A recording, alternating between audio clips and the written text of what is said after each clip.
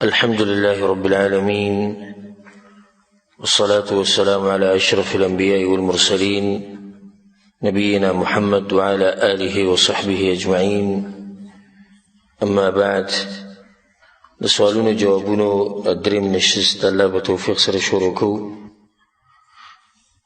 والله سبحانه وتعالى مغلا توفيق راكي دا علم دا طلب كولو، والله سبحانه وتعالى مغلا توفيق راكي دا قرآن او دا حدیث دا ازدکر. اولنی سوال منگ سر پدی نشست که غدا دی چه دا صلاة الکسوف طریقه سده. الجواب بالله التوفیق غدا دی چه کسوف او خسوف دا پاربئی که نور یا سپومی توریدو تاوی. زمون خلق چوی تندر نولی دا سپومی تندر نولی این طور شیر او داغی جغرافی اسبابو مشتی، طبیعی اسبابی مشتی. یو سبب داغی داده چه اللہ سبحانه وتعالی بی خپل بندگان یاری. او ذکر حدیث کی رضی بصحیح بخاری سے مسلم کی دا حدیث تے ابو مسعود الانصاری دا روایت تے رسول صلی اللہ علیہ وسلم وی ان الشمس والقمر آیتان من آیات اللہ. انور اسپومی دا اللہ پا نخو کے نخی دی یخوف اللہ بهما عباده، اللہ پا دی من دا خپل بندگان یاری. وانهما لا ينكسفان لموت احد من الناس، او دا چا دا مرگ دلا سنتوری پا کم ٹیم کی چے دا رسول سم پا زمانے کی دا نور تور شو نو پا ورزو کی دا رسول سم زوے ابراہیم مرشیو. نو دا وقت دخل کو دا عقیدہ و بجاہلیت کم داوت چی دا نور و سوامی چی توری گی نچتا دیو غٹ سڑی دا مرگ دلاس. نو رسول سلم دا عقیدی ردو کو چی دی سر تعلق نشتی. فدی بن اللہ یراول که فإذا رأيتم منها شيئا فصلوا وادعوا الله حتى يكشف ما بكم. نکچرت دیسی تاسوینی چی نور تور شی اسپومی تور شی نو بے مونز کوئی دعاگانی دا اللہ نغواری تردی چی دغا مصیبت و دغا عذاب اللہ تاسونے لری کی. بلی روایت تاغم پا صحیح بخاری سے مسلم کے دا ابو موسیٰ شعری رضی اللہ عنہ، ابو موسیٰ شعری رضی اللہ عنہ وی خصفت الشمس وی دا رسول پا زمانے کی چی دیر نور تور شیو. فقام النبی صلی اللہ علیہ وسلم فزعا یخشا ان تکون الساعة. رسول اللہ علیہ وسلم پاس شیو دا یری پا حالت کے او دا دین یریدو چے کسو قیامت را گئی. او دا افسوس خبر دا چے پیغمبر صلی اللہ علیہ وسلم دا دین یریگی او منگا تے نیریو. منگا دا عام خبر اخکاری چے نور تور شی اسپومی تورش، حالانکہ پیغمبر صلی اللہ علیہ وسلم ویرو دا غوی کسو قیامت را گئی. فأتى المسجد من رسول الله جمعة تراغ فصلى بأطول قيام وركوع وسجود رأيته قط يفعله. رسول الله صلى الله عليه وسلم اوگد منزکو باغی کی اوگد قیامکو اوگد تلاوت رکوع سجدے او دیسی اوگد منز ما چطوی در رسول الله صلى الله عليه وسلم نولی درے. بیا رسول الله صلى الله عليه وسلم بعد خطبو کرو باغی کی هذه الآيات التي يرسل الله لا تكون لموت أحد ولا لحياته. دا نخی چی کمی تاسوینی نه دا د دې لپاره نه دي چې څوک مړ شوی دی یا څوک پیدا شوی دی، ولكن يخوف الله به عباده، مگر الله په دې باندې خپل بندگان یاری. فإذا رأيتم شيئا من ذلك فافزعوا إلى ذكره ودعائه واستغفاره. که تاسو چې تدې سویری نو بیا مونږ کوئ، الله یادوئ، دعاګانې غواړئ د الله نه، بخښنه غواړئ د الله سبحانه وتعالی. یو غټ سبب هغه دا دی چې الله سبحانه وتعالی دې د الله سره خپل بندگان یاری. او زمانگ پا دی وقت که خدا بار بار کیگی و پا نجدی وقتونو کیگی دلیل لی پا دی بانی چی زمانگ گناهون دیر دی و دا اللہ سبحانه تعالی نافرمانی دیر شوی. بیا دی دا منزه طریقه دا او منگا دا بلوغ المرام درسونی چی کم کری اگا ووری باقی ما تفصیلا دا دی طریقه ذکر کری دا خودلتا پا اختصار سر اگا داری چی دو رکات منز بکے نو تکبیر تحریم بوه دا غیر نباد با دعای استفتاح سبحانک اللهم یا دا غیر بزی چی کم نور دعاگان راگلی. اعوذ باللہ من الشیطان الرجیم بسم اللہ الرحمن الرحیم سورہ فاتحہ بوئے اور آگے نماز با تلاوت کے اوگد تلاوت بکے خوگد او بیا با رکوع للارش او رکوع نجرہ پاسی بیا با سورہ فاتحہ وے بسم اللہ الرحمن الرحیم و سورہ فاتحہ با شروع کی او بیا با تلاوت کے او اوږد تلاوت به وکړي خو چې د اولني نه لږ کم وي بیا به رکوع له لاړ شي او دا رکوع به مخه اوږده رکوع کوي خو چې د هغه اولني رکوع نه لږ کم وي بیا چې رکوع نه راپاڅي دغه ټیم کې مخه اوږد ودرېږي بیا به سجدو لاړ شي 2 سجدې به وکړي بیا به راپاڅي سورې فاتحه به ووایي او تلاوت به وکړي خو د دې مخکیني رکوع د تلاوت نه به لږ کم وکړي بیا به رکوع ولګي بیا به راپاڅي بیا به سورې فاتحه ووایي بیا به تلاوت شروع کړي بیا به رکوع وکړي بیا به سجدې ولګي چې دغه مخکې سجدو نه لږې لنډ دي او بیا به سلام وګرځي دا طریقه ده د صلات الکسوف چې چا کړی هغه ته به ښه معلومې خو د افسوس خبر دا چې زمونږ ډېر خلک یې نه کوي اکثر به کوي زمونږ په مذهب کې نشتي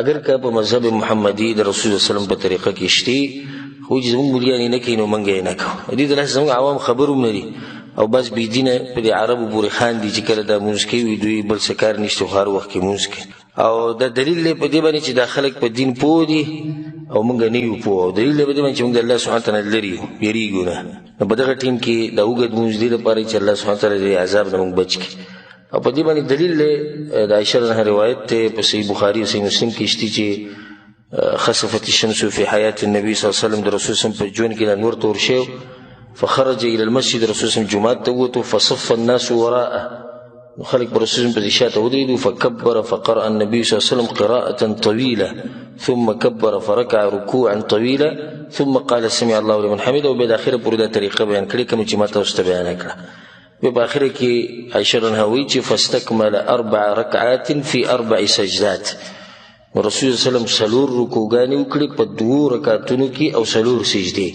نو دوه سجدي خوشتي او د رکوعګانې 2 رکوعګانې په اولنی رکعت کې او 2 رکوعګانې په دې دویم رکعت کې دا طریقه ده د کسوف یا د خسوف د منځه والله اعلم د هغې نه بعد سوال دا دی چې یو سړي پنسي په ګیټو له پاسوي پرتوګي په ګیټو له پاسوي یا پینټ یا لنګ د دې د لاسه دا اودس ماتېږي او که نه الجواب بالله التوفیق هغه دا دی چې په سنن ابي داود کې امام ابو داود رحمه الله دا روایت راوړی د ابو هريره رضی الله عنه وایي چې بینما رجل يصلي مسبلا ازاره یو سړي مونځ کو او دا پرتوګ یا دا لنګې په دې ګیټو له پاسه اذ قال له النبي صلى الله عليه وسلم اذهب فتوضا رسول الله ته لاړ شه او اودس وکړه بیا رسول الله په آخره کې وایي چې کله دې تپوس وشو چې یا رسول الله ته ولې داسې ووایي وانه كان يصلي وهو مسبل ازاره وان الله لا يقبل صلاه رجل مسبل ازاره د چې مونځ کو نو په ټیم کې د لنګ د ده په ګیټو له پاسه الله سبحانه وتعالی دې سړي مونځ نه قبلوي دا حدیث په سنن ابي داود کې دی خو سندن د حدیث کمزوری دی او شیخ الباني رحمه الله هم دا کمزوری کړی دی په ضعیف سنن ابي داود کې نو صحیح خبره دا ده چې کم سړی په داسې حال کې مونځ کوي چې پنسي د هغه په ګیټو له پاسه وي نو دی په ګناه کبیره کې اخته دی مونځ یې وشو سره د دغې ګناه کومه چې په ده باندې ده نو د بعضو خلکو د پنسي بره ساتل خصوصا زمونږ د ملکونو چې کم خلک دي او بعض مولیان صاحبان او مفتیان هغوی دا خبره دې پورې خاص کړې ده چې د پنسي به بره ساتي د منځه په ټیم کې یوه دویم وایي چې د تکبر د لاسه یې نه راکاږي نو بیا هېڅ خبره نه ده بیا راکاږه مزې کوه خو دومره ده چې د تکبر د لاسه به یې نه راکاږي او دا خبره کمزوري ده حدیث کې درځي رسول صلی الله علیه وسلم ما اسفل من الكعبین من الازار فهو في النار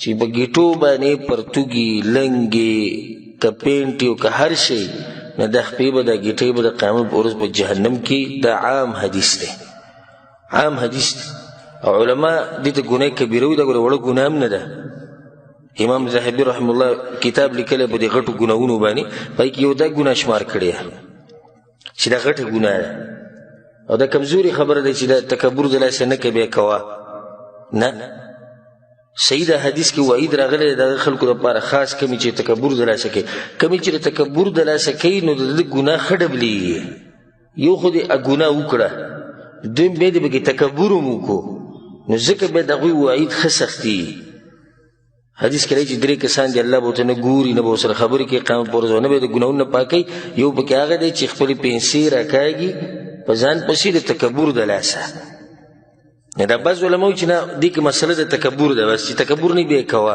نه او دې بل طرف ته حدیث عام دی دې بل طرف ته حدیث چې دی هغه عام دی نو صحیح خبره ده چې نارینه دی به خپلې پنسې د ګیټو نه بره ساتي. ګیټو نه بره ساتل واجب دي او نیم پړکي پورې رسول دا مستحب او سنت طریقه ده. رسول سمو ازرة المؤمن الى نصف الساق، د مسلمان پنسې پرتوګ لنګ پینټ ثوب چې هر شی دا د نیم پړکي پورې او بیا د هغې نه په کته د دې ګیټۍ پورې جایز دي چې څومره کته کوي هېڅ خبره نه ده. که د ګیټۍ نه معمولي بره کوي هېڅ خبره نه، خو د ګیټۍ نه بره کول دا واجب دي او غوره د نیم پړکي پورې. نو دا خبره یې ساتئ چې دا کمزوري خبره ده چې دا تکبر د لاسه نه به یې کوئ. بله خبره دا ده چې ګوره رسول وسلم چې کله دا حدیث وي او دا خبره وکړو د رسول وسلم بیبیانې په دې ویلي دي چې دا حکم کسو د زنانو لپاره هم دی. موږ ته ځان وباسو راوباسو په دې چې تکبر پکې دی او که نه دی، او هغه زنانه په ځان ویرېدې او پکې دا سوچ ونه کړو چې تکبر دی که نه. نو د رسول صلی بیبي ناسته وایي یا رسول الله زنانه؟ رسول صلی وایي نه نه زنانه خو به یو لیش په ځان پسې راکوي. هغې وایي یا رسول الله یو لیش، یعنې دا یو لیش هم هغې ته کم ښکارېده. رسول صلی الله یو سنګل دی راکاږي په ځان پسې، دې نه دې نه زیاتوي. نو په زنانه او په سړي کې ظاهري فرق دا دی یو چې سړی به پنسې د ګیټو نه بره ساتي او زنانه به یې په ځان پسې راکاږي. اگر که ولیعاذ بالله نن سبا حالات الټي دي، زنانه یې بره ساتي او برای نام چې کوم ځوانان دي هغه په ځان پسې هغه راکاږي. الله دې صفت نه موږ ساتي، والله اعلم. دریم سوال د هغې نه بعد دا دی چې کله مور او پلار وایي چاته د یوې خبرې ووایي چې دا کار داسې وکړه او دوی به غلطی او د دې کار نه کول حقي، او که دا خبره وله نه مني نو بیا دوی خیرې کوي، آیا دا خیرې د دوی قبلیږي او که نه؟ جواب د دې مسلې وبالله توفیق هغه دا دی چې دې کې څه شک نشي چې د مور پلار دعاګانې د مور پلار خیرې دا قبلوي الله سبحانه وتعالی. حدیثونه دا خبره ثابته ده. د مور پلار ډېر اوچت مقام دی، نو کوشش دا کوي چې د هغوی دعاګانې حاصلې کړي او د هغوی د خیرونو ځان بچ کړي. او مور پلار له پکار ده چې بچو ته همیشه دعاګانې کوي، خیرې دې ورته نه کوي. حدیث کې راځي رسول صلی الله علیه وسلم خپلو بچو ته خیرې مه کوئ، الله به یې قبول کړي بیا به خفه. او دا زموږ په دې پښتنو کې دا عادت ډېر دی، خصوصا په زنانو کې، اگر که په سړو کې مشتي چې د دعا نه زیاتې خیرې کوي خپلو بچو ته. او دغه د خصوصا د زنانو په خوله باندې دغه ټکي پراته، الله دې وشرمو، الله دې ملا ماته کو، الله دې ستړی کو، الله دې ذلیله کو، الله دې داسې کو داسې کو. بیا دا بچی ټول عمر له دې ګرځي، د خلکو نه تپوسونه کوي، دې نیغې لارې ته نه راوړي، څه ورسره وکړم؟ نو خو تا ورته خیرې کړې به قبولې شوي که نه؟ تا ورته خیرې کړې به قبولې شوي، نو اوس به چې ګرځي علاج وله کې. او په دې عقل د عرب ډېر پوهه دي، د دوی زنانه د دوی نارینه د دوی په خوله باندې دا دعا خو غالبا وي الله دې ته هدایت وکړي. نو که ډېر غټه غلطي مو کړي الله دې ته هدایت وکړي، بس چې هدایت وشو خبر حل شو. زمونږ هغوی الله دې ملا ماته کړه، یعنې یو خو دې دا کار غلط وکړو په دې لپاسه دې الله ملا ماته کړه او الله دې ذلیله کړه، الله دې ستړی کړه، الله دې وشرمه، الله دې داسې کړه دغه کړه. دا د بېدینه مور او پلار کار دی. مور پلار ته پکار چې بچو ته دعاګانې کوي او خیرې دې ورته نه کوي. بیا دې رور دې سوال نه راځي هغه ده که اوس پلار یو بچي ته یو کار وښیي چې دا وکړه، مثال ته د خپله ښځه طلاقه کړه، ولې وجه څه ده؟ وجه دا چې د مور پلار نه ده خوښه، نور څه عذر نشته، ښه جنۍ ده، ښه دیندار ده، ښه کار کوي، ښه خدمت کوي، خو بس د مور پلار ورسره نه لګي، طلاق یې کوئ. هغوی زه نه طلاق کوم، او دا خبره صحیح ده چې نه به یې طلاق یې. نو هغوی چې ته زمونږ خلاف ورزي کوي نو الله دې داسې کوي. د یېرېږي چې مور پلار ته خیرې کوي نو څه وکړم؟ نو داسې خو ته د مور پلار د خیرونه چې یېرېږي، دغه هم یو انسان دی، د ده سره خو ظلم نه شي کولی که نه؟ دا هم د چا بچی دی، څوک دې خفه کېږي، د هغې هم په سینه کې دننه زړه پروت دی. نو څنګه ته د مور پلار د راضي کولو لپاره ظلم او زیاتۍ کې، د مور پلار د راضي کولو لپاره د الله نافرماني کې؟ نه. حدیث کې راځي لا طاعة لمخلوق في معصیة الخالق. د مخلوق خبره به نه منلی کېږي د خالق په نافرمانۍ کې. دا مخلوق ته هر څوک، نو مور پلار اوس یو مخلوق دی او دوی تا ته وایي چې مثال کې ګیره لرې که، یا تا ته وایي چې د دیندارو خلکو سره مه کښېنه، یا دا چې مونځ اودس مه کوه ډېر، یا دا چې دا دین پرېږده او خپله مزدوري کوه، یا دا چې خپله ښځه طلاقه کا، یا دا چې کور ته ټي وي راوړه، یا دا چې د پردۍ زنانه په دې کور کې دي ته دوی سره لاس میلاوهه، ته دوی ته په خیر وایه، ته دوی سره کښېنه ګپ شپ لګوه. په دې ټولو خبرو کې د مور پلار خبره سره د احترام هغه به نه منلی کېږي. که دوی خیرې ټول عمر لکۍ د مرګه پورې الله یې نه قبلوي. خیرو د قبلېدو دا مطلب خو نه دی چې دوی به په ظلم او خیرې به کوي به هم قبلي. شریعت خلاف خبره به یو دوی ویې نه منله خیرې به کوي، نه کوي. د خیرې خبره ده که د مرګه پورې خیرې کوي الله سبحانه وتعالی دا خیرې دا نه قبلوي. ځکه چې دې کې دا بچی په حق دی او کم کار چې په حق وي، کم کار چې حق وي ما هغه کوه، کم کار کې چې مصلحت وي هغه کوه. مور پلار که په دغه ټیم پوه نه شي او خیرې کوي دي ته په طریقه باندې پوه وکړه چې ستاسو دا خبره غلطه ده، د قرآن او حدیث خلاف ده، د معاشري خلاف ده، د ذهن خلاف ده، په طریقه پوه وکړه کښېنه ورسره. او که دا خیرې کوي نو کوي دي، دا خیرې الله سبحانه وتعالی نه قبلوي. والله اعلم. د هغې نه بعد یو ورور سوال کړی د هغه دا چې زما عمر 22 کاله دی او علم شوق مې ډېر زیات دی او پلار راته دا وایي چې ستا نه عمر تللی دی، علم ته نشي طلب کولی او خپله مزدوري کوه. آیا مزدوري او علم طلب کول دا دواړه یو ځای کېږي او که نه کېږي؟ او د پلار خبره به منلی کېږي او که نه به منلی کېږي؟ او دغې کې درېیم دا چې په دې عمر کې علم کېږي او که نه؟ جواب بالله التوفیق. دا خو داسې سوال دی چې په دې کې ځنه ډېرې خبرې راځي. سبحان الله د بېدینه مور پلار بچي ته وایي تا باندې وخت تللی دی او داسې ورته نه وایي چې د مزدورۍ وخت دنه تللی دی. که دې د 50 کالو شي او د 80 کالو شي نو هم دا پلار ورته په ټلیفون نصیحت کوي مزدوري ښه مضبوطه کوه. لکه 80 کالو سړي نه خو مزدوري وخت تللی نه، مزدوري خو د قبره پورې وي. نو دغه شان دا دین د قبر پورې دی، د دین دپاره خاص وخت نشته. علم طلب کول د یو عظیم عبادت او په دې کې دنیا دلایل دي په دې خبر من قرآن او حدیث چې هغه الحمدلله ځای په ځای ما بیان کړي او ما یو بیان په دې باندې کړی د علم او د علماو فضیلت هغه واورئ. خو صرف یو دغه کافي دی زموږ دپاره چې کوم حدیث امام ترمذي، امام ابو داود، امام ابن ماجه راوړی، رسول صلی الله علیه وسلم وایي من سلک طریقا یبتغي فیه علما سلک الله به طریقا الی الجنه.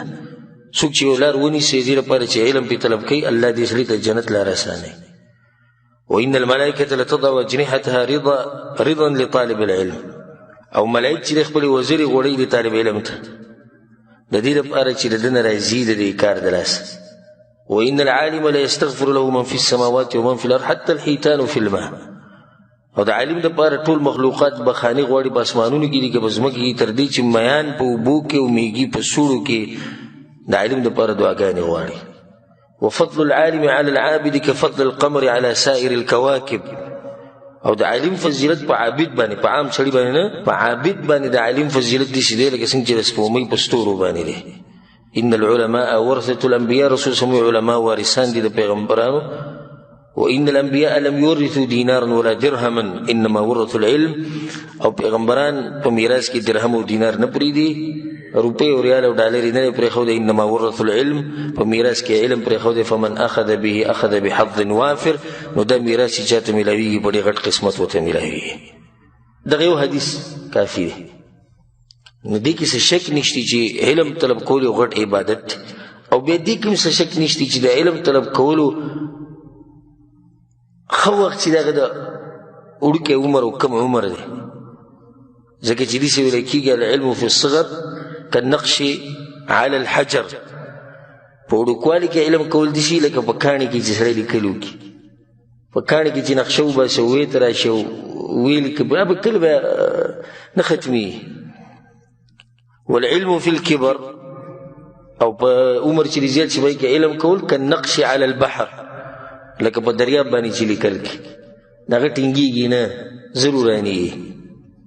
خو د هغې دا مطلب نه دی چې د یو سړي نه عمر وړوکوالي کې علم طلب نه کوو بس دی بیا علم نه طلب کوي. نه، واعبد ربک حتی یأتیک الیقین.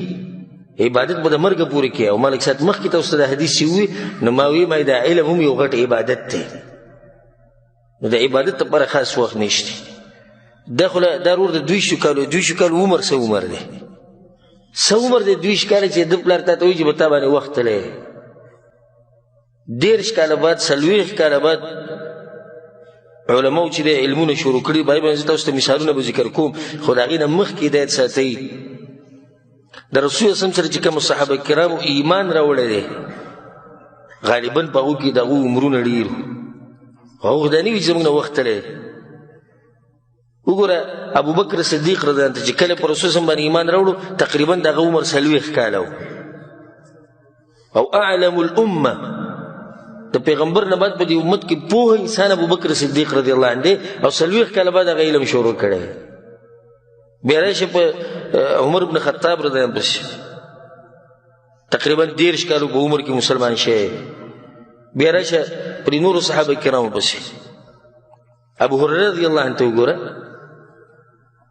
چې هغه عمر قبلونو سکم 10 کاله تقریبا د خوشا کې وو او وګوره دغه د علم ته د حدیثونو چې کوم هغه کړي کوم را نقل کړي او دا پلار الله یو ته هدایت کې 20 کالو ماشوم ته وی تا باندې وخت لري څه شي وخت لري خو دا باز مور پلار د دین سره شوق نه خوښ دا بچی ته پیسې هم ګټي او خپل دینداریم کې خپل دیني مزده کې په دد دانه تیریږي چې دی ولې دین زده کوي یعنی صرف خپل مزدوري کوله دین په کې تعالی ست پیسې درلېږي ته بدل وګینه نه مړ کېږي ته بس ست پیسې ملاويږي خو پرې هغه دین زده کوي چې زده کی کنه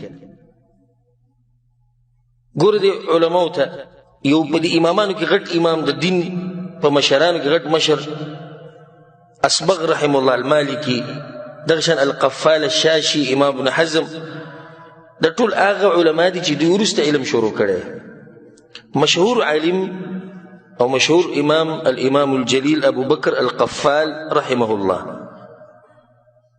داغه قفال په دی ویل کې چې د بټالي جوړولې نه باغې باندې مشهور شي وې د په اوله کې د ټالي جوړولې او ډېر سخت ذهینو دسی ناشنا ټالي به جوړولې چې د خلک بہت حیران نو یو ورځ مې د خپل ځان سره سوچ وکړ زما عمر 10 کاله وي ټکې نه دی ویل ښه ټکې او 10 کاله عمر و چې زه دومره ذهین او د ذهن زما ټول په دې کار کې لګي د علم ولې نه زده کوم 10 کاله بعد هغه به د علماو سره ملاو شو دغه سره کېناستو دغه کتابونه ویو هغه انسان چې الله سبحانه وتعالی د ستوري جوړ کو 10 کاله بعد علم شروع کړي امام ابن عقيل رحمه الله واني لاجد من لذة الطلب وانا ابن 80 ويدي اتيك کله چې اتيك عمر دا خبره وکړه وې د اتيك په دې عمر کې چې د علم تر کول څومره خون ماته ملوي کنه دا په هغه وخت کې نو کله چې رسول الله کالو مو څومره چې په دین کې نه نوځي دومره بدل خوان درکې دغه شان مشهور انسان په امت کې امام فضيل ابن عياض رحمه الله دا غل بصير علام النبلاء کې امام ذهبي دا واقعه راوړي دا چې دا ډاکیه چولې شوکی به کولې کورونو ته بننه وته د شپې نیو پیر کور ته ورننه وته چې څنګه ورننه وته الته سو کولاړو مونږ کو تهجد کول او دا آیت وی الم یأنی للذین آمنوا ان تخشع قلوبهم لذکر الله آیا هغه وخت نه دی راغلی چې د دې مؤمنانو د زړونو نرم شي د قرآن په جړا شو کېناستو وی یا رب قد آنی الله یا هغه وخت راغلی توبه ویسته اللهم اني قد تبت اليك يلا ته توبه وسته او زما توبه داده چې زه به د مرګ پورې د کعبه په خوا کې ناسم او به د مرګ پورې په ځان باندې د الله سبحانه وتعالى د کور لازم کو علم کو الله د اسمان یو ستوره جوړ کو ډاکو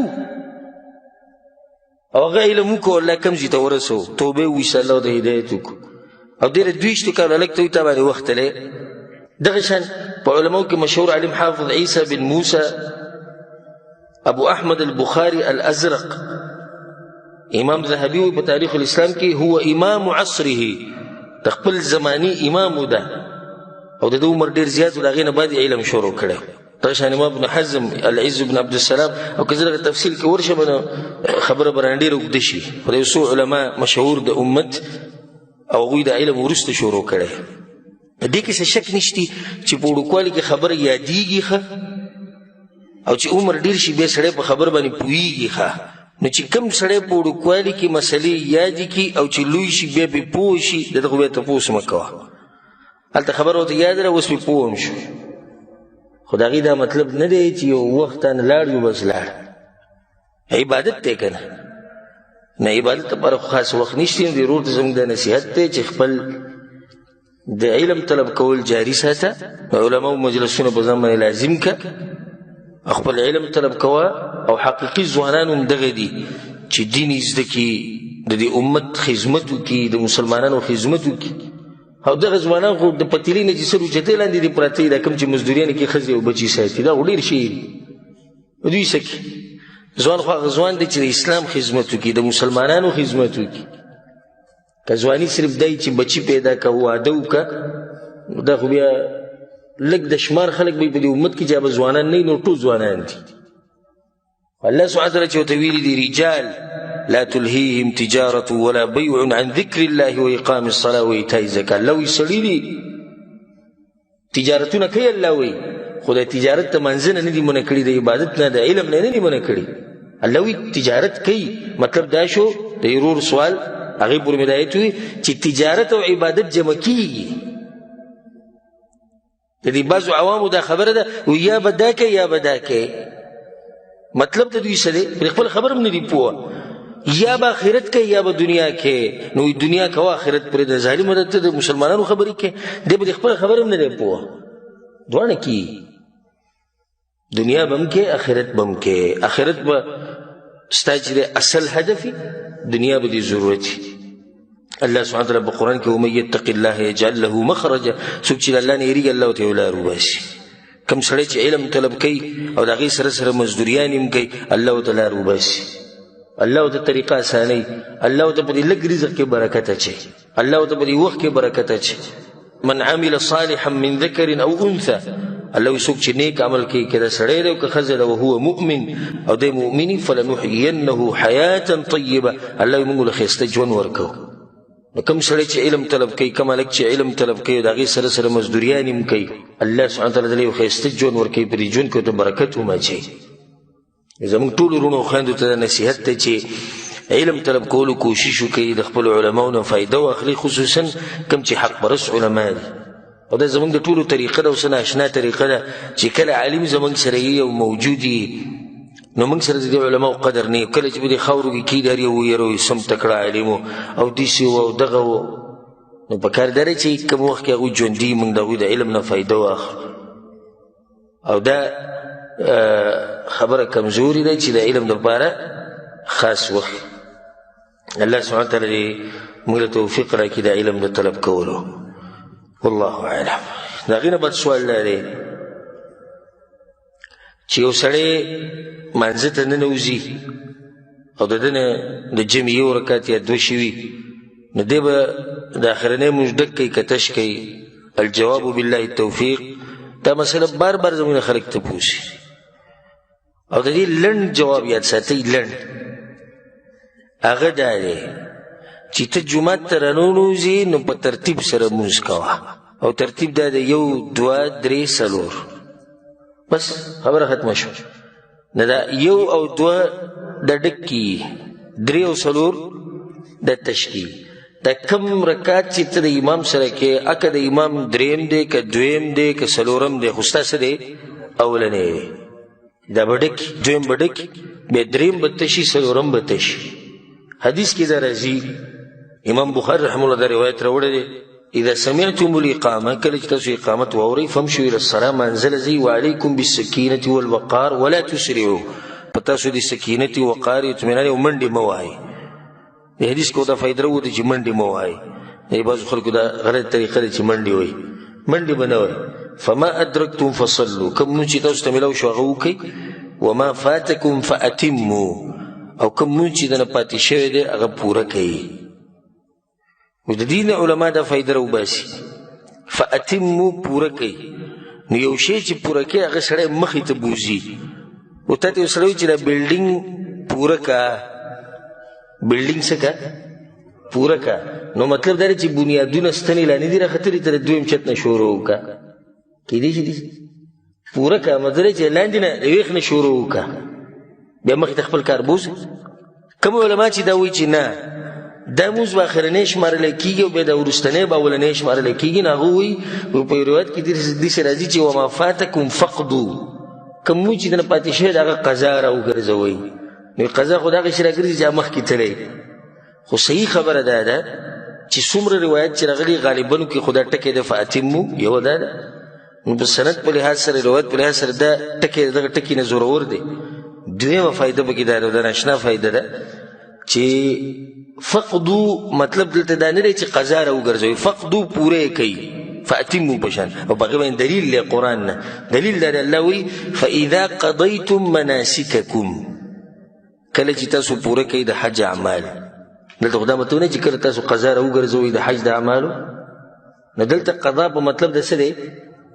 پوره کولو. نه کدا روایت ردوانو کې ټکراو نشتی، فقدو مطلب فاتمو دی. نو صحیح خبره هغه دا ده چې کوم مونځ ته د امام سره رالاندې کو دا مونځ ته اولنی دی، کوم چې دنه پاتې دی هغه اخرنی دی. والله اعلم. د هغې نه بل سوال دا دی، یو زنانه وایي چې زما نکاح چې کله تړلی کېده نو په هغې کې زما ولي چې دی هغه زما ماما و او زما پلار کېنولی ولته چې ته کېنو زما د دې لور په نکاح کې، اوس په شک کې یمه، نو څه وکړو؟ الجواب بالله توفیق هغه دا دی چې د نکاح د صحیح کېدو لپاره شرطونه دي، او هغه د الله په توفیق سره الحمدلله ما بیان کړي دي د نکاح مسایل، بلکې ما تفصیلا دا خبرې کړي. یو شرط د نکاح دپاره هغه دا دی چې په دې کې به د زنانه ولی ناسي یا به د دې ولی وکیل ناسي، او د هلک دپاره ولی لازم نه دی، د جنۍ دپاره لازم دی. او د جنۍ نکاح نه کېږي بغیر د ولی نه. په سنن ابي داود کې امام ترمذي، امام ابن ماجه او د ټولو دا روایت راوړی دی، رسول صلی الله علیه وسلم لا نکاح الا بولی، نکاح نه کېږي د ښځې مګر د ولی په موجودګۍ کې. دغه شان په بل روایت کې راځي، امام احمد بن حنبل، امام ابو داود، امام ترمذي راوړی، رسول صلی الله علیه وسلم وایي هر هغه زنانه نکحت بغیر اذن ولیها چې نکاح وکړه بغیر د ولی د اجازت نه، فنکاحها باطل فنکاحها باطل فنکاحها باطل. درې پیرې رسول صلی الله علیه وسلم دا خبره کړې. او کم خلک چې دا خبره کوي چې په مذهب کې ورسره دغه شرط نه دی راغلی، د ولی د فقه په کتابونو کې، احناف د فقه په کتابونو کې هغوی کولی شي. نو په دې کې زموږ دا ډېر پښتانه بیا د فقه هم نه مني، خپله فقه مني نه مني. وایي دا څنګه کېدی چې ښځه به بغیر د ولی نه نکاح کوي؟ ګوره سبحان الله چې غیرت او پښتو کې راغی نو فقه یې پرېښوده، خو د رسول صلی الله علیه وسلم دپاره نشي پرېښودی. ته وایې حدیثونو کې دا مسله به یې نه مني، خو چې کله د دې ذهن یې نه مني نو بیا پسې هغه فقه هم پرېښوده. او دا فطرت دی، او دا صحیح خبره، د صحیح عقل د صحیح دین موافق، خو صحیح عقل. نو رسول صلی الله علیه وسلم دې نه منع کړی. دا خو مټیستوب دی چې اجازت دې ورکړی شي جنۍ خپله مرضي ده په کوم ځای کې، ته د ولي پرېږه او بیا فساد ته ګوره څومره جاښه جوړېږي. اوس چې موږ دا وایو چې ولی لازم دی، او دا قصې پکې کېږي پلاني ځای کې جنۍ وتښتېده او پلاني ځای کې هلک وتښتوله، او چې دا چې بلکل ختم کې نو بیا پکې پاتې څه شو؟ نو ولی شرط دی د زنانه په نکاح کې. او ولی څوک دی؟ د جنۍ پلار، بیا د هغه پلار، او داسې بره زه چې په دوی کې بره څوکي پلاري یا د هغه پلاري یا د هغه پلاري، نو دغه به اول کښېني. دا ټول اولنۍ مرحله. دویم د دې ښځې زوی کوي، او بیا د هغه زوی، بیا د هغه زوی دا سلسله به یې ښکته ځي. که دغه کې څوک نه وي نو بیا یې ورور، کوم چې د مور او پلار طرف نه دی، خپل ورور. او که هغه نه وي نو بیا هغه ورور چې هغه د پلار د طرف نه دی، دا ولی دی. او که دا دواړه نه وي نو بیا د دې دواړو زامن، یعنې رویرونه، د هغه ورور چې هغه د مور پلار طرف نه دی، او د هغه ورور چې هغه د کوم طرف نه دی؟ د پلار طرف نه دی. که دغه هم نه وي نو بیا د پلار ترونه یا د پلار طرف نه چې کوم ترونه وي دا دوه پکې بیا کېني، او داسې په دغه سلسله باندې ځه. او که هېڅ څوک نه وي نو بیا دغه وخت باچا، خلیفه، قاضي هغه د دې زنانه څه شو هغه ولی شو. همغه فایدې لپاره ته ذکر کړ. نو دې زنانه چې کوم سوال کړی دی هغه دا دی چې زما پلار زما ماما کېنولی و نو دا نکاح صحیح ده. ولې؟ ځکه چې د ولی وکیل کېنولی دی. نو دا وکیل ماما نه که پردی سړی وي نو نکاح څه ده صحیح ده. ولی خو شتي، ولی اجازت هم شتي، خو ولی وي مثال کې زه لرې یم پلانې ته پکې کښېنه زما د طرف نه، نو دا نکاح چې دا جایز ده. او دې خور ته موږ وایو چې دا وسوسې او دا شکونه پرېږده او نکاح تازه کولو ته یا په دویم پورې تړلو ته ضرورت نشتی. والله اعلم.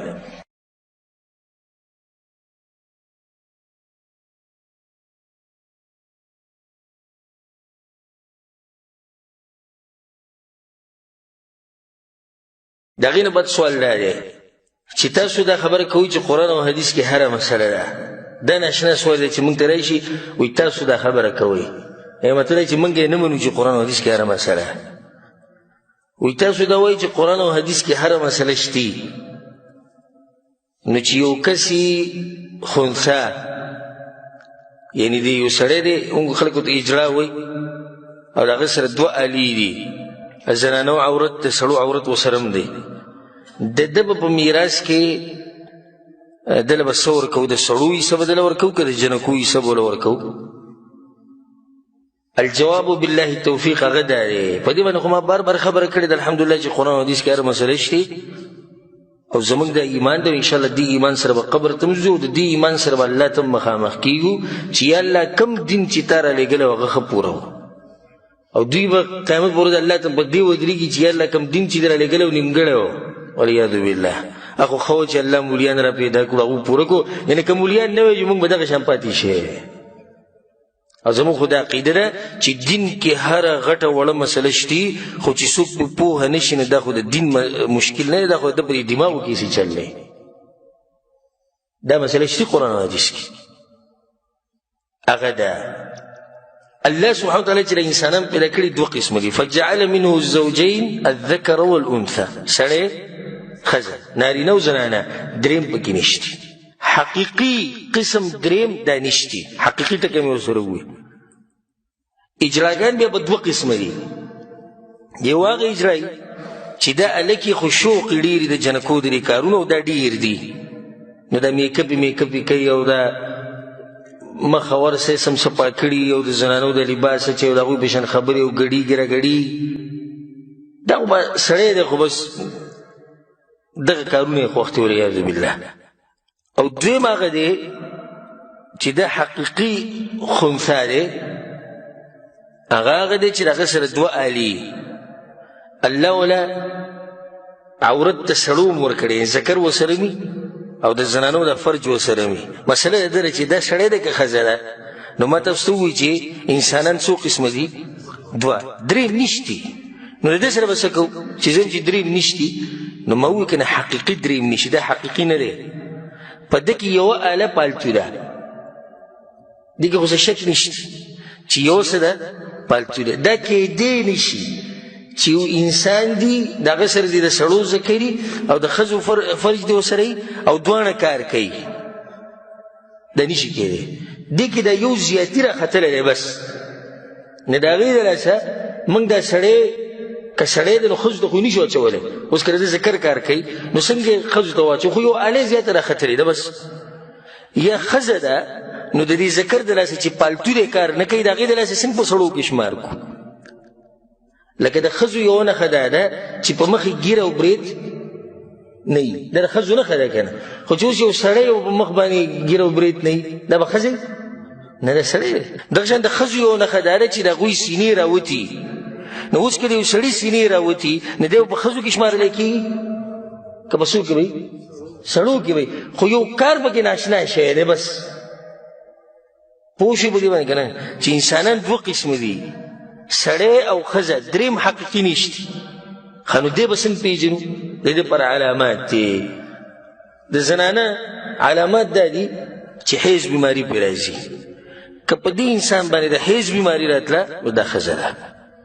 او د سړو چې کومه آله ده د سره ده، کوم خاص اندام دی داسې پالتو دی. یا حمل علي په خېټه باندې ماشوم جوړېږي دا ښځه ده. دریم دې ته ګوري چې میچازي د کم زینه کوي. او ځکه امام بیهقي دا روایت راوړی عبدالله بن عباس رضی الله عنهما. د دې خلکو د حدیثونو سره تعلق نشي ځکه وایي تاسو وایي چې قرآن حدیث کې هره مسله ده. ته راشه کښېنه چې زه دې پوه کړم چې قرآن حدیث کې دا مسله شته که نشته. عبدالله بن عباس رحمه روایت دی په رسول الله پسې یو کس راغی یا رسول الله یو سړی دی داسې دا مسله ده میراث به له څنګه ورکوو؟ رسول الله من حیث یبول کوم طرف نه چې میچازي کوي په دغه له میراث ورکوي. خبره حل شو، حدیثونو نه حل شو. په کوم طرف چې میچازي کوي دغه ځینه له میراث ورکوي. که دا انسان میچازي کوي د سړو په آله باندې دغه سړو په ذکر باندې د بیا سړی دی. او که د زنانه د عورت او فرج نه کوي نو بیا د زنانه نه دې به هغه شان تقسیم کوو د میراث. د سړو نښه دی د سړیتوب نښه دی چې ګیرئ دا غټه نښه ده. ګورئ دا غټه نښه ده په مخ باندې ګیره کېده دا د سړي غټه نښه ده. اگر که د بعضو شوق دی چې دا نښه لرې کړي والعیاذ بالله. او دغه شان برید راخته خو اوس که دی یو ښځې ګیره برید راوخیږي ما تاسو که یو کار ناشنا وشي مطلب خدای چې بل کې شمار که داسې ښځې شتي که نه چې ګیرې دي نو دا اوس سړی نه. او د فایدې دپاره د کمې ښځې چې ګیره برید راخیږي دا به دا ویښته لازم لرې کوي.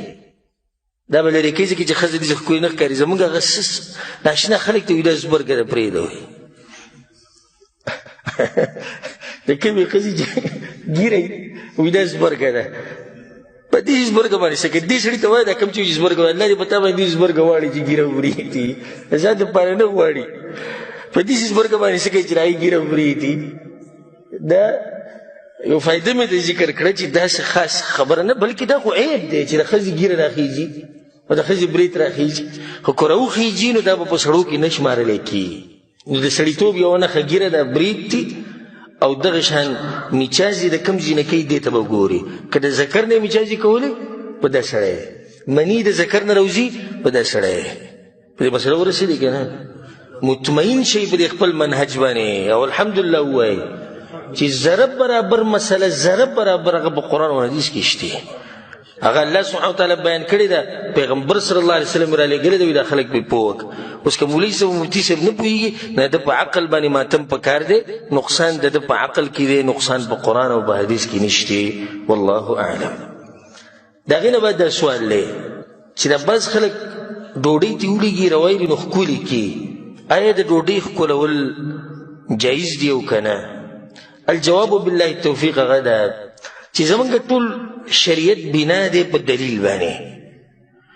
یو شی قرآن حدیث کې شتي صحابه کرام کړی کوه، نشتي مې کوه. کم شی به ښکلی کم به نه ښکلی هغه مونږ ته شریعت ښولي. لکه حجر اسود ته وګورئ یو ګټه ده مونږ یې ښکلو. عمر بن خطاب رضی الله راغی دې ګټې ته ودرېد وایي ما ته پته ده چې ګټه نه د پکې فایده شته او نه د پکې نقصان شته. نه چاله فایده ورکولی شي او نه چاله نقصان ورکولی شي. نو عمر به یې ښکلی ولي وایي پیغمبر مې لیدلی هغه ښکلې کړی ځکه یې موږ ښکلو. دا زموږ منهج دی. څه شی په شریعت کې ثابت دی وایي که جنۍ به نه.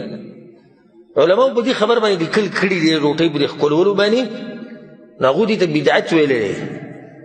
حدیث کې دا راځي عایشه رضی روایت دی امام ابن ماجه رحمه الله راوړی دی چې رسول صلی الله علیه وسلم کور ته راننوتو او د روټۍ څه ټوکړه پرته وه. نو رسول صلی الله علیه وسلم هغه راواغسته فمسحها لاس یې په رخ کې پاکه یې کړه ثم اکلها به یې وخوړه. نو دا زموږ د خلک چې روټۍ راولي پاکه یې کړي بیا یې ښکل کړي او بیا یې خوري. نه دا ښکلول پکې نشته. امام ابن ابي الدنيا کتاب الشکر دا کتاب د شکر ویسته په هغې کې دا روایت راوړی په هغې کې ورسره دا زیاتي الفاظ دي. عایشې ته یې ووایي عایشه رضی الله عنها ته وایي د الله د نعمتونو قدر کوه. نو د روټۍ قدر به کوې. په دې باندې لاسونه بعض خلک پاکوي دا ناروا کار دی. بعض خلک د پتیلې او د پلیټ لاندې ږدي دا ناروا کار دی. بعض خلکو نه چې ولېږي بس بیا پرتی نه راځي ناروا کار دی. قدر یې دا دی روایله پاکه که ویې خوره. خو دا پکې نشته چې ښکلې که ځکه چې ښکلول یو دلیل غواړي. او چې د رسول په وخت کې یو کار شوی دی او هغه نه ده ښکل کړي نو هغه چې د نعمتونو څومره قدر کوو دومره ما ورته نه کولی شو نه به یې وکړو. او هغه نه د ښکل کړي. نو صحیح خبره ده چې د روټۍ ښکلول دا نه دي ثابت.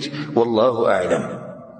د هغې نه بد سوال دی هغه ده چې آیا قرآن خرڅول او اخیستل جایز دي او که نه؟ او الله خو په قرآن کې وایي چې فویل للذین یکتبون الکتاب بأیدیهم ثم یقولون هذا من عند الله لیشتروا به ثمنا قلیلا. تبعید د خلکو دپاره چې کتاب لیکي په خپلو لاسونو باندې بیا وایي د الله له طرفه ده او خرڅوي یې د دې دپاره چې مالونه پرې وګټي. نو وایي چې زما په زړه کې یا زما په دماغ کې اشکال دی. الجواب بالله توفیق هغه دا دی چې د دې رور دا طریقه څومره ښکلې طریقه ده. سړي ته اشکال راشي نو چا ته رجوع وکړي؟ علماو ته رجوع وکړي. دا خبره په زړه کې پاتې نه کړي، ځکه چې نن ستا په زړه کې دې کې شک پیدا شو، سبا له به بله مسله کې، بروز به بله مسله کې، لاړ شه دین به دې ټول ګډوډ شي. د عالم خواله ورشه تپوس دې وکړه ما پوه کړه په دې مسله باندې. دا آیت چې دې رور وي دا د یو ځای دی او دا مسلې چې کوم تپوس کوي دا د بل ځای ده. اوله خبره خو دا ده چې علماو په دې خبره باندې اتفاق دی د امت علما چې د قرآن اخیستل او خرڅول دا جایز دي او دغه د مسلمانانو طریقه ده د پخوانۍ اوسه پوره روانه. او دا کیدی نشي چې په دې دې پابندي ولګي او دا قرآن دې به دومره خور شي، ځکه چې یو سړی به بخیل ځان سره به خود بل به نه ورکوي او ته اخیستی نشي په پیسو، بلې خرڅولی نشي په پیسو. نو خو بس د یو کس سره قرآن پاتې شو. دا قرآنونه چې خواره شوي دي چې په ټوله دنیا کې او په مسلمانانو کې هغه د دې دلاسې چې اخیستل او خرڅول کېږي نو دا بالکل جایز دي. د دې آیت څه مطلب دی؟ ګور الله وایي فویل للذین یکتبون الکتاب بأیدیهم ثم یقولون هذا من عند الله. تبعید د هغه خلکو دپاره چې کتاب لیکي په خپلو لاسونو د ځان نه پکې خبرې زیاتې کړي بیا وایي دا د الله د طرف نه دی. لیشتروا به ثمنا قلیلا چې پیسې پرې وګټي، دوی لپاره وعید. او دا آیت د یهودو مبارک دی په سورة البقره کې. یهودو به دا کار کو چې تورات به په خپلو لاسونو لیکو او هغې کې تبدیلیانې کولې او بیا به عوامو ته ووایي دا د الله د طرف نه راغلي خبرې وي. نو دا آیت د هغوی دپاره دی. ډېر قرآن او حدیث دا مسلې دې کې ډېر سوچ پکار.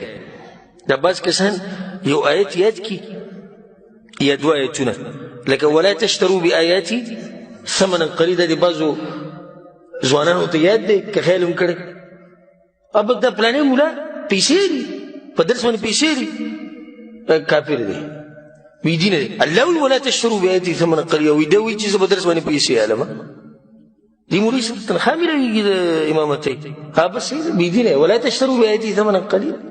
دا مؤذن چې بانګ وایي دا پیسې دي ولا تشتروا بآیاتي ثمنا قلیلا به دا کافر دی. د پوه نه دی چې دې څه مطلب دی. دغه شان بعضو ځوانانو دا آیت یاد کړی ومن لم یحکم بما انزل الله فاولئک هم الکافرون. چا چې الله په شرک باندې فیصله ونه کړې دی کافر دی. ته جرګو ته کښېنې قرآن او حدیث ته مسله نه کافر مرتد ته تللی وې دغه ته ما لیدلی وې په محکمه کې وې او د جج مخې ته ناست وې قرآن او حدیث ته نه ځې بس ته کافر دی ومن لم یحکم بما انزل الله. نو دا قمقل دی ومن لم یحکم بما انزل الله واپس شه پیغمبر ته، واپس شه صحابه کرامو ته، واپس شه علماو ته چې هغوی د دې تفسیر څنګه کوي.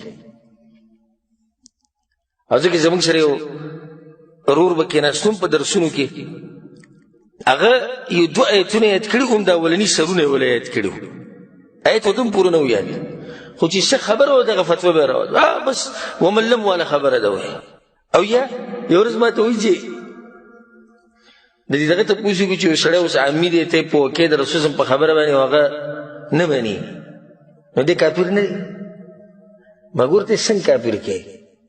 هغه کیدای شي په تا باندې دا ګمان کوي چې دی په قرآن او حدیث کې تبدیلي راولي نو ځکه ستا دا خبره نه مني پته یې زړه نه دی مطمئن نو دې داسې که غټه فتوا موږ ولګو موږ وایو چې ګناهګار دی کافر خو ورته نه شي ویلی ځکه چې هغه ستا دا خبره ګورې حدیث نه مني چې ستا دا خبره حدیث منلی بیا انکار نه کوي. مسله دې ځای کې ده مسله دغه کې نه ده. نو ما ته وایي چې دا خو فلا وربک والا خبره نه ده وایي دغه آیت ته سرونه به یاد کړي او په هر چا باندې فتوا ورکوه دا ومن لم والا دی او دا فلا وربک والا دی. ناول په قرآن او حدیث باندې ځای پوه کول پکار دي چې دا آیت ته چا مبارکي دی د چا مبارکي نه دی. الله دې موږ پوه کړي په قرآن او حدیث باندې. والله اعلم. د هغې نه بل سوال هغه ده چې آیا کعبې ته کته عبادت دی او که نه او په دې کې څه فضیلت راغلی دی او که نه. الجواب بالله التوفیق هغه دا دی چې په صحیح حدیثونو کې دا خبره نه ده ثابت چې کعبې ته کته د عبادت دی یا د دې څه خاص فضیلت دی. لکه یو روایت داسې راځي د عایشې رضی روایت دی چې النظر الى الكعبه عباده، وایي کعبې ته کته د عبادت دی، خو دا حدیث سخت ضعیف دی او محدثینو ضعیف کړی سندن. دویم روایت ته امام دیلمی راوړی دی په فردوس کې، ابو هريره روایت ته وایي چې 5 خبرې 5 من العباده، 5 خبرې عبادت ته. قلة الطعام، لږ خوراک کول د عبادت ته. والقعود في المسجد، په جومات کې کېناسته عبادت ته. ګوره کله کله د حدیث سند کمزوری د هغې د لاسه دا خبره کمزوري شي، نور کېدای شي چې دا خبرې په نورو صحیح حدیثونو کې ثابت دي. لکه دا نور حدیثونه ثابت دي چې جومات کې کېناسته د عبادت ته. د شان لږ خوراک کول رسول صلی الله علیه وسلم هم په دې باندې دغه کړی دی نصیحت. والنظر الى الكعبه، او کعبې ته کته عبادت ته. والنظر في المصحف، او قرآن ته کته عبادت ته. والنظر الى وجه العالم، او د عالم مخ ته کته عبادت ته. نو دا 5 خبرې عبادت. خو دا حدیث هم سندن کمزور دی. نو د یو شي فضیلت یا هغې ته عبادت ویل دا پر رای او په اجتهاد سره نشي ثابتېدی چې څو پورې دلیل نه وي، او د رسول صلی الله علیه وسلم دلیل نشته. د رسول صلی الله علیه وسلم نه دی ثابت چې هغه دا خبره کړي چې کعبې ته کته د عبادت دی.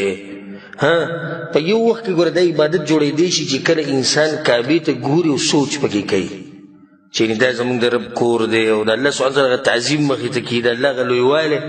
نو اوس دا نظر څه شو؟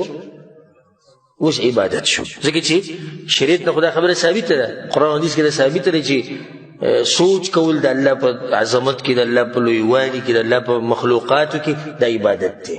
نو که په دې اعتبار سره ورته ګوري نو بیا څه شو؟ بیا عبادت شو. والله اعلم. د هغې نه بعد سوال دا دی چې د هغه سړي څه حکم دی چې د خپلې ښځې سره کوروالی وکړي او دی 2 میاشتې پرله پسې روجي نیسي د قتل خطا. لکه یو سړی دی او په خطا سره قتل کړی دی او 2 میاشتې روجي لګیا دی نیسي او په منځ کې د خپلې ښځې سره کوروالی وکړو.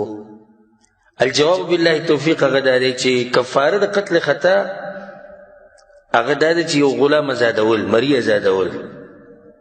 که د دې طاقت یې نه وي نو بیا به 2 میاشتې روجي نیسي پرله پسې. په سورة النساء کې دا خبره ده فدیة مسلمة الى اهله وتحرير رقبة مؤمنة. وتحرير رقبة مؤمنة یعنی یو غلام ازادول مسلمان. فمن لم يجد نکه چاته دا میلو نشي او طاقت یې نه وي فصيام شهرين متتابعين، نو 2 میاشتې روجي به نیسي پرله پسې توبة من الله. دا یو توبه ده، یو طریقه ده چې الله سبحانه وتعالی ښوولې ده. نو دې ځکه پرله پسې ویلی شوی. نو کوم سړی چې د عذر د راسه په منځ کې د روجي پرېږدي نو د هغه عادت به هم د هغه ځینې شروع کوي په کوم ځای چې پرېښودی. یو سړی بیمار شو، 20 روجي نیولي دي، بیمار شو، چې کله ښه شي 21مه روجي شروع کړه. دا شان په سفر باندې راغی، روجي پرېږده واپس چې راغلی به یې د هغه ځینه شروع کړه. خو دا چې کوم ورور د خپلې ښځې سره کوروالی کړی د دې د لاسه د ده د هغه روجي پرله پسې نیوه، د هغې هغه متتابعات هغه مات شو. نو اوس به دې د روجي د سر نه نیسي. یو کار به دا کوي، او دویم کار به دا کوي چې توبه به وباسي، ځکه چې بغیر عذر نه روجې هغه ماته کړې ده. دغه 2 کارونه پې دي، توبه او دا روجي به بیا د سر نه شروع کوي. والله اعلم. د هغې نه بل سوال دی چې دا یو ورور سوال کوي چې ما خپل زوی لېږلی و د کار دپاره په یو ورکشاپ کې، او د دغه هلک عمر 14 یا 19 کاله او سبق یې مې وی او ما ورته وویل چې مزدوري کوه چې د کور خرچم چلیږي. نو دی د خپل کار په دې منځ کې د سزي نه راولید او مړ شو، او د دغه د طرف نه د ورکشاپ والا طرف نه په دې کې سلاس نه و، او د هغوی طرف نه ښه سیفټي او ښه امان و، خو بیا هم دی راولید په خپله مړ شو. نو آیا په دې کې کفاره او دیه هغه په پلار باندې ده که نه په دې ورکشاپ والا باندې ده؟ چې هغوی د ځان سره د وړوکي هلک په کار کړی و، د ده عمر وي کم که نه په پلار باندې دا ده چې ده دا وړوکي هلک لېږلی ورکشاپ ته، کفاره په چا باندې ده؟ الجواب بالله التوفیق هغه دا دی، د دې سوال نه ده معلومیږي چې دا هلک بالغ و، 14-15 کالو هلک صحیح بالغ. د بلوغ 3 نښې دي د سړو دپاره، د نامه نه لاندې ویښته راخته، او دغه شان احتلام کېده، اودس پیوړېده، غسل لازمېده، او که په دې دوه کې یو هم ونه شي نو 15 کاله پوره کېده. چې 15 کاله پوره شي او د ده ویښته راونښتې او په دې احتلام ونه شو، بل دی بالغ دی. نو دا هلک خو بالغ دی، د دې نه واضح شو چې دا هلک څه دی؟ بالغ دی، او دی چې راولېدلی دی نو کفاره د دې نه په پلار باندې شتي او نه په ورکشاپ والا باندې شتي. د هغوی د طرفه نه به دې کې څه غلطي نشتي، د پلار د طرفه نه به دې کې څه غلطي نشتي، ځکه چې دا خو لوی سړی دی، کار لېږلی دی. او رسول الله وسلم دا خبره کړې ده، البئر جبار والمعدن جبار، څنګه چې صحیح بخاري صحیح مسلم کې دا حدیث دی. او دې حدیث نه دا ثابتېږي چې به داسې قسمه سړي په مرګ باندې دغه مالک یا چا چې لېږلی دی هغه نه د هغوی په دې کې څه لاس نشتي او نه په هغو باندې دې څه کفاره یا څه دیت شتي. والله اعلم. او د فایدې لپاره دا خبره یې ساتئ چې داسې هلک ته ماشوم مه وایئ. دا د 14-15 کالو ته وایي ماشوم مې لېږلی، اوس وایي د دې ماشوم د مرګ دیت او کفاره په ما ده که نه په هغوی دی چې دا ماشوم یې په کار کړی. څه شي ماشوم او ماشوم؟ یو سړی د 14-15 کالو دی خو پلار جوړېږي، واده ولو که بچی پیدا کړي، او دی ورته ووایي دا ماشوم یې ما لېږه، دا ماشوم ټکې خوند نه کوي. په داسې هلکانو پورې تاریخ راواله، سیرت راواله د مسلمانانو چې دې وړو وړو ځوانانو په دې کم عمرۍ کې جهادونه کړي دي، د لښکرو امیران به وو. هغې ته وګوره، دا امام بخاري چې کوم روایت راوړی دی، عبدالله بن عمر رضی الله عنه وی ما ته اجازت نه میلاوېدو د جهاد، ځکه چې زه وړوکی وم، او غزوه خندق کې د خندق په دې جنګ کې ما ته اجازت میلاو شو. رسول صلی الله علیه وسلم سیده زه، او په دغه وخت کې زما عمر 15 کاله و. نو د 15 کالو ځوان لګیا دی په جهاد کې، او زموږ د 14-15 کالو په ورکشاپ کې کار کوي، او ماشوم د ماشوم ټکی ورته ویل نه وي پکار. دغه شان اسامه بن زید رضی الله عنه ته وګوره، رسول صلی الله علیه وسلم په لښکر باندې امیر کو شام طرف ته روانو، او د هغه عمر 18 کاله، او په دې لښکر کې دننه د ده د امیرۍ لاندې ابوبکر صدیق رضی الله عنه، او د ده د امیرۍ لاندې عمر بن خطاب رضی الله عنه، او د ده عمر 18 کاله، او د لښکر امیر دی. دا لښکر به څنګه بوځي، جنګ به څنګه کوي، دا لښکر به کنټرولوي څنګه، د کافرانو سره به خبره څنګه کوي، دا ټول کار به اسامه بن زید کوي چې هغه د 18 کالو دی.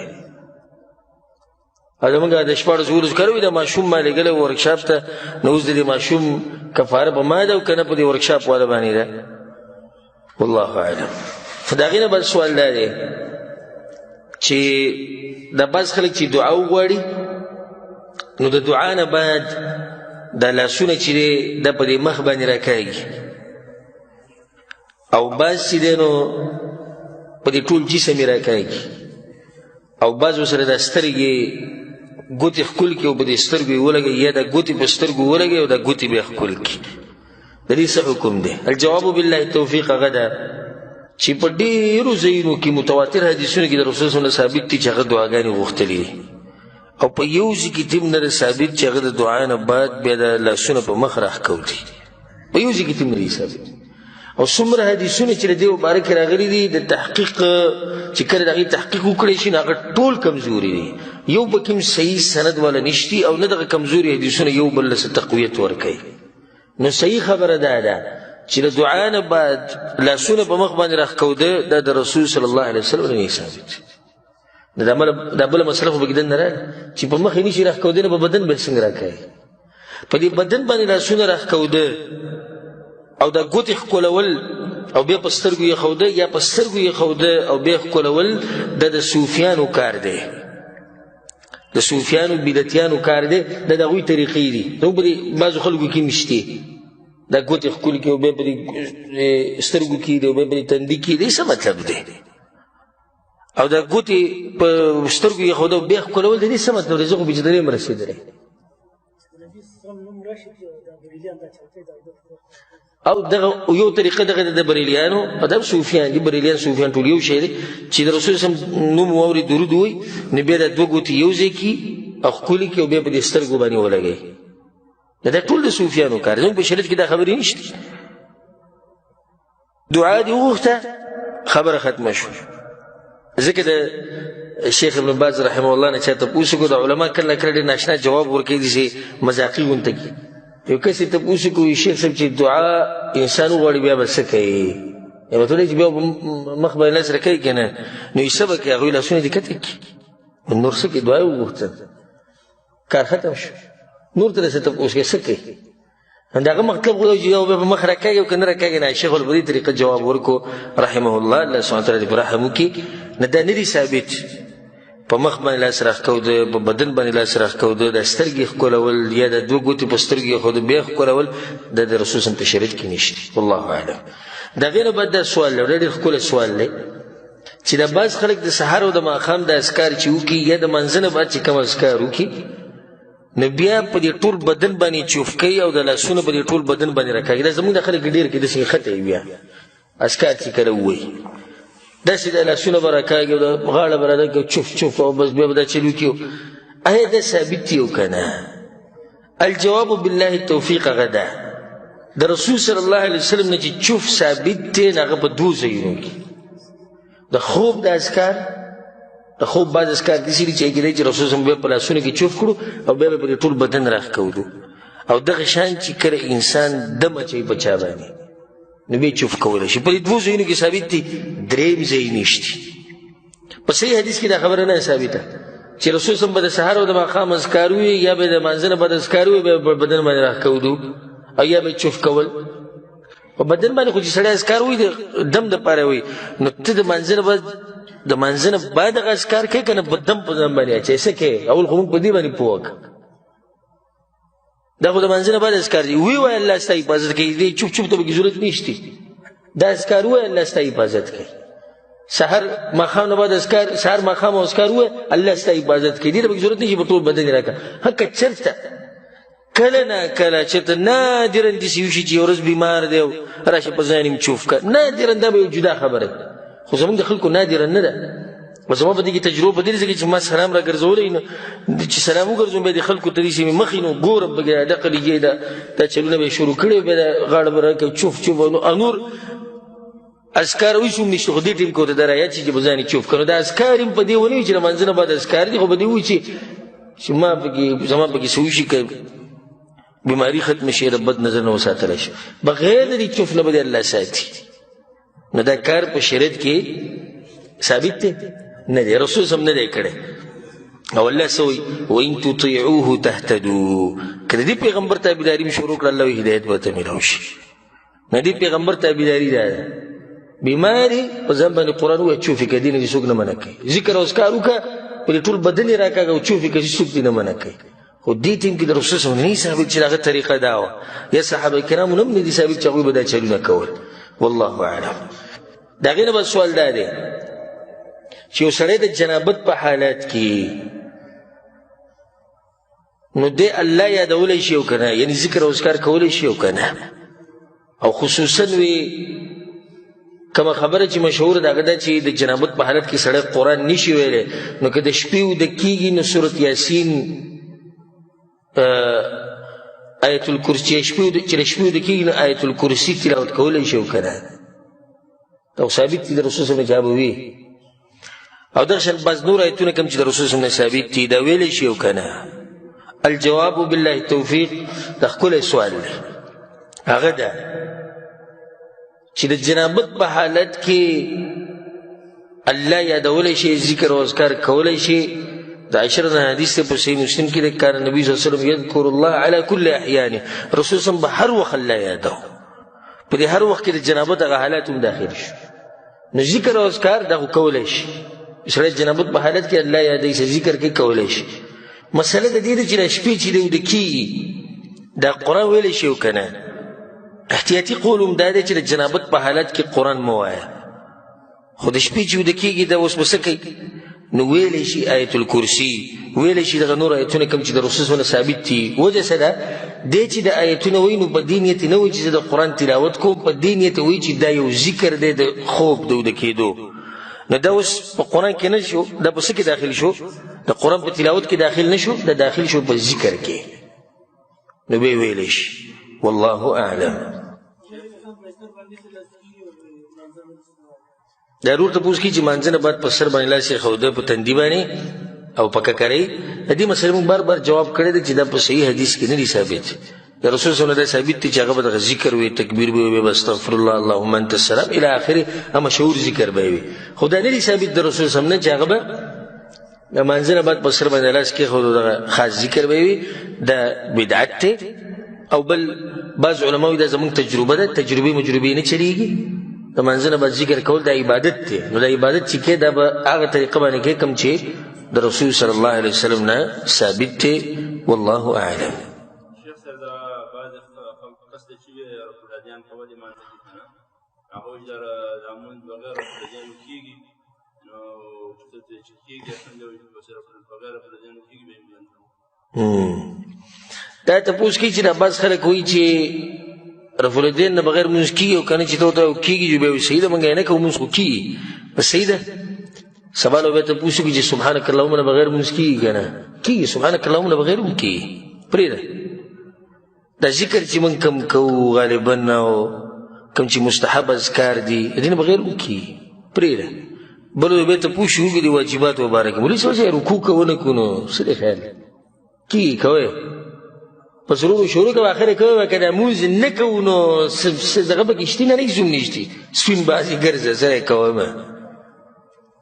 داسې طریقه شوه د رسول الله صلی الله علیه وسلم طریقې مبارکې به ته دا تپوسونه کوي چې کېږي دې نه بغیر او که نه کېږي. یو کار د رسول صلی الله علیه وسلم ثابت دی چې هغه کړی دی، ته به دا تپوس کوي چې کېږي او که نه کېږي. داسې د سنتو سره د دې بعضو خلکو دشمني او د سنتو ته د رسول صلی الله علیه وسلم د سنتو ته دومره سپک ښکاري. دا سوال که چې په هغه وخت کې شوی وی په کوم وخت کې چې دین د مشرانو او د صحابه کرام چې هغوی له څه جواب درکوم. په عبدالله بن عمر رضی الله عنه پسې یو کس راغی په هغوی دې سوالونه نه کوو بس چې دا سنتو له دشمنان یې کوي. هغه دا سوال وکړو وی دا ویتر واجب دي که سنت دي؟ هغه ورته وی رسول صلی الله علیه وسلم کړي دي موږ یې کوو. هغه ورته بیا وی واجب دي که سنت دي؟ وی رسول صلی الله علیه وسلم کړي دي موږ یې کوو. په دریم پیر ورته بیا وی دا واجب دي که سنت دي؟ پاسوي دي چې نه وځوئ وباسوئ دا کسان ته وبس لري کړي. زه ته یم رسول صلی الله علیه وسلم کړي دي موږ یې کوو دی چې سنت دي که واجب دي؟ چې رسول صلی الله علیه وسلم کړي دي خو کړي دي که نه بس ته یې کوه. اوس که هغو ژوندي او هغو ته دې ویلې رفع الیدین نه بغیر خو مونځ کېږي که نه تا له څه جواب درکوم. ځکه عبدالله بن عمر رضی الله عنهما چې کله به په جومات کې ناست و چا به رفع الیدین نه کول چې کاڼه به راواستو ویې به ویشته وي رفع الیدین کوو په منځ کې ولې هغه ته دا پته نه و چې دې نه بغیر کېږي که نه کېږي. دا د هغه خلکو خبرې چې د سنتو دشمني په زړه کې پرته ده. د مذهب نه مجبوره دي، د خپل مولوي صاحب نه مجبوري، د خپل ملک او د علاقې او د قوم نه مجبوري، نور څه نشته چې د رسول صلی الله علیه وسلم نه ثابت دي زموږ په ځان قربان دي. دغه شان عبدالله بن عمر پسې یو کس راغی رضی الله عنهما وایي دا حجر اسود ښکلول څنګه دي؟ او عبدالله بن عمر په صحابه کرامو کې هغه صحابي دی چې د رسول په طریقه سم مضبوط و. د هغه ورته رسول صلی الله علیه وسلم ښکل کړی ابدي هغو جوابونه به ده وي رسول صلی الله علیه وسلم ښکل کړی. هغه ورته ارأیت ان زوحمت اسی وی که ګڼه ډېره شي نو بیا هغه ورته رسول صلی الله علیه وسلم ښکل کړی موږ ښکل وی که داسې وشي ارأیت او که داسې وشي بالفرض او که بالفرض لکه نن سبا چې کوي لکه که بالفرض سړی پورې دی ونه کړي نو مونځ یې وشو که ونه شو دغه بالفرض والا دغه مو هغه ورته وی زما خبرې ته غوږ کېده اجعل ارأیتک فی الیمن دا ارأیتک دې په یمن کې پرېږده یمن نه راغلی دا ارأیت او په یمن کې کې رسول صلی الله علیه وسلم ښکل کړی دی موږ یې ښکلو زه دې ارأیت که داسې وشي او که داسې وشي دا قصې په خپل یمن کې کوه. دلته جواب دا دی نه چې کوم سړی دا وایي که نه چې دې نه بغیر کېږي او که نه کېږي دا به د خپل مولوي صاحب نه تپوس کوه. خو پیغمبر صلی الله علیه وسلم د کوم وخت نه چې مونځ شروع کړی دی او د مرګه پورې بار ربیع الاول دغه وخت پورې چې رسول وفات شوی دی 11 کال 12 ربیع الاول او د پیر ورځ وه د دغه وخته پورې چې رسول صلی الله علیه وسلم څومره منځونه کړي دي یو رکعت مور داسې بچی نه دی راوړی چې ثابت کړي چې بغیر رفع الیدین نه کړي نو ته پکې څنګه تپوسونه کوې چې دې نه بغیر مونځ کېږي او که نه کېږي زما چیلنج ده او تحدي ده چې څوک دې یو رکعت ثابت کړي یو رکعت ډېر نه چې مونځ او مونځونه نه یو رکعت په صحیح سند سره دې ثابت کړي چې رسول صلی الله علیه وسلم په هغې کې رفع الیدین نه یې کړي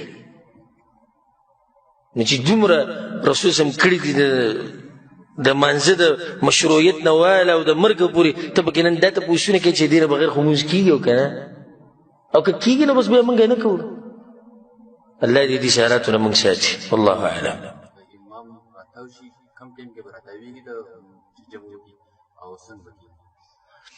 حدیثونو کې دا خبره ثابته ده بېشماره حدیثونو کې چې صحابه کرام صحیح بخاري صحیح مسلم او دا کتب سته او نور چې حدیثونو کتابونه ډک دي دې خبرې نه چې رسول صلی الله علیه وسلم به مونځ کو اقبل علینا بوجهه دا مخ به موږ ته راواړه سلام چې کله امام وګرځي دغه تکبیر او استغفر الله اللهم انت السلام ومنك السلام تباركت يا ذا الجلال والاکرام عائشه راوي چې رسول الله بدیس ته ورسېږي بیا به مخ وګرځاو دغه ځای پر به ذکر وي بیا مخ راوګرځي او مخ چې راوګرځي نو خفه به نه کېني د مقتدیانو نه خفه څنګه کېني داسې کوږ غونته کېناسي دی ګوټ ته دا به کې نشته ښه مخ به راواړی دوی ته او د مخ د راړولو حکمت څه دی د شریعت په هر کار کې حکمت اولنې که بهر نه څوک راشي نو چې پته ورته ولګي چې مونځ شی دی دویم که د چا څه مسله وي نو چې بیا د امام نه تپوس کړي چې موږ ته مانځه کې داسې خبر راغلی یا داسې څه مسله راغلې ده تاسو دې باره کې څه وایي دا حکمتونه چې خفه کېني هغوی مولوي صاحب هسې هم خفه دی پرېږدي خفه نه شي نو دا طریقې نشته چې معمولي غونته کې کوږ شه نه ښه مخ به راړی دی خلکو ته دا د رسول صلی الله علیه وسلم طریقه وه والله اعلم وصلى الله على نبينا محمد